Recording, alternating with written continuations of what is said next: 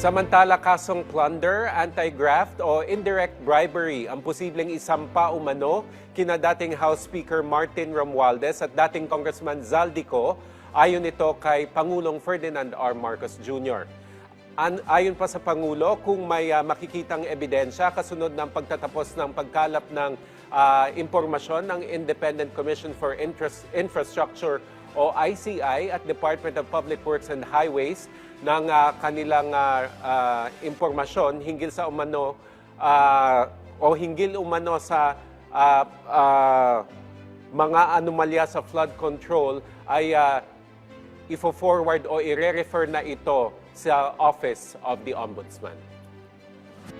Lahat ng nakuha nila na informasyon ay i-refer, ibibigay na sa Ombudsman para imbestigahan ng Ombudsman. Malakas naman ang loob natin na yung Ombudsman, ang ginagawa lamang ay sumusunod sa ebidensya. At kung saan tayo dinadala ng ebidensya, doon pupunta ang ating investigasyon.